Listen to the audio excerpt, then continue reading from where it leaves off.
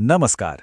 आज बात करेंगे एक ऐसी धरती की कहानी की जिसकी मिट्टी में सिर्फ फसलें नहीं बल्कि विद्रोह और स्वाभिमान की जड़ें भी पनपती हैं।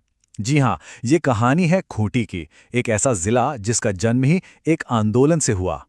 चलिए, इस कहानी की शुरुआत एक सवाल से करते हैं। भारत की वो कौन सी जमीन है जिसे महान हलचल यानी उलगुलान की जन्मभूमि कहा जाता है? इसका जवाब हमें सीधे इतिहास के एक बहुत ही जरूरी और प्रेरणा देने वाले पन्ने पर ले जाएगा। जानते हैं, इस जमीन की पूरी पहचान, इसकी पूरी कहानी एक ही नायक के आसपास घूमती है। एक ऐसा नाम जो विद्रोह का दूसरा नाम बन गया। और वो नायक कोई और नहीं बल्कि भगवान बिरसा मुंडा हैं। उनका जन्म हुआ खूंटी के ही उलीहातू गांव में। उन्होंने उलगुलान आंदोलन को अपनी आवाज दी। और सोचिए, सिर्फ 25 साल की उम्र में रांची जेल में उनकी मृत्यु हो गई। उनका ये छोटा सा जीवन ही इस पूरे इलाके के संघर्ष और उसकी आत्मा का प्रतीक बन गया। अच्छा, बिरसा मुंडा की कहानी को अगर समझना है तो पहले उनकी जड़ों को, मतलब मुंडा जनजाति की विरासत को समझना होगा। आखिर वो लड़ किस चीज के लिए रहे थे? मुद्दा क्या था? तो देखिए, मुंडा संस्कृति की नींव है उनकी जमीन से जुड़ी एक पारंपरिक व्यवस्था जिसे कहते हैं खूटकट्टी। ये सिर्फ जमीन पर मालिकाना हक का मामला नहीं था, नहीं, ये तो एक पूरी सामाजिक व्यवस्था थी। इसका सीधा सा मतलब था कि जंगल और जमीन किसी एक इंसान की नहीं बल्कि पूरे समुदाय की संपत्ति है। और यही सोच, यही विचार उनके अस्तित्व और पहचान का केंद्र था। इस इलाके की अपनी एक अलग ही पहचान है, एक अलग ही धुन है। यहाँ की हवा में मुंडारी भाषा की मिठास है। प्रकृति का सबसे बड़ा उत्सव सरहुल त्योहार के रूप में मनाया जाता है और पवित्र सरना स्थल उनकी गहरी आस्था का केंद्र है। ये सिर्फ रीति रिवाज नहीं बल्कि यहाँ की जिंदगी का आधार है। तो अब आते हैं कहानी के उस मोड़ पर जिसने इस इलाके का नक्शा, इसकी तकदीर हमेशा के लिए बदल दी। वो महान हलचल जिसे इतिहास उलगुलान के नाम से जानता है। तो ये शब्द जो हम बार बार सुन रहे हैं, उलगुलान, आखिर इसका मतलब क्या है? इसका बहुत सीधा सा मतलब है महान हलचल।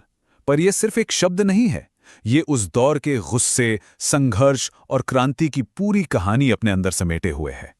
ये महान हलचल वैसे तो सिर्फ 5 साल ही चली, लेकिन इसकी गूंज आज तक सुनाई देती है। 1895 में बिरसा मुंडा ने अपने लोगों के हक के लिए आवाज बुलंद की। 1899 में डुम्बारी बुरू की पहाड़ी पर एक बहुत बड़ा और निर्णायक संघर्ष हुआ। और फिर 1900 में उनकी गिरफ्तारी के साथ ही ये आंदोलन एक तरह से थम सा गया। और हाँ, डुम्बारी बुरू का जिक्र करना बहुत जरूरी है। ये सिर्फ एक पहाड़ी नहीं है बल्कि खूंटी में मौजूद वो जगह है जो उलगुलान संघर्ष का प्रतीक बन गई। एक ऐसा स्मारक जहां इतिहास आज भी सांस लेता है। तो सवाल उठता है कि इस महान संघर्ष का, इस उलगुलान का नतीजा क्या निकला? इसका जवाब हमें आज के नक्शे पर मिलता है, जहां उलगुलान की विरासत ने एक पूरे के पूरे जिले को जन्म दिया।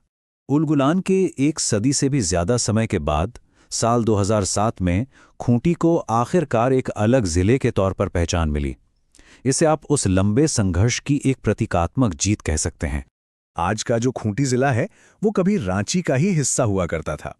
ये पूरा इलाका रांची पठार पर बसा है। दक्षिण कोयल नदी इसके बीच से होकर गुजरती है और ये दक्षिण छोटा नागपुर डिवीजन के अंदर अपने 6 ब्लॉक्स के साथ एक स्वतंत्र प्रशासनिक इकाई है। तो चलिए, इतिहास से निकलकर अब जरा वर्तमान में आते हैं। कैसा है आज का खूंटी? यहाँ के लोगों की जिंदगी कैसी है और इस जमीन की अपनी क्या खासियतें हैं? देखिए, आज भी खूंटी की धड़कन उसकी जमीन में ही बसती है। यहाँ की अर्थव्यवस्था पूरी तरह से खेती-बाड़ी पर टिकी है। किसान लाल लैटेराइट मिट्टी पर मेहनत करते हैं और चारों तरफ आपको साल के पेड़ों वाले पर्णपाती जंगल मिलेंगे जो इस क्षेत्र के भूगोल और जीवन शैली दोनों को तय करते हैं। और सबसे अहम बात, आज खूंटी लोकसभा सीट यहाँ के आदिवासी समुदायों यानी शेड्यूल्ड ट्राइब्स के लिए आरक्षित है। ये सिर्फ एक राजनीतिक फैसला नहीं है, ये बिरसा मुंडा और उनके लोगों के उस महान संघर्ष को दिया गया एक सम्मान है। ये पक्का करता है कि उनकी आवाज हमेशा सुनी जाए। तो इस पूरी कहानी को समझने के बाद एक सवाल पर आकर रुकना जरूरी है कि बिरसा मुंडा की वो विरासत आज भी खूंटी की पहचान को किस तरह से गढ़ रही है, किस तरह से आकार दे रही है। ये एक ऐसा सवाल है जो हमें दिखाता है कि इतिहास कभी गुजरता नहीं है, वो हमेशा हमारे आज में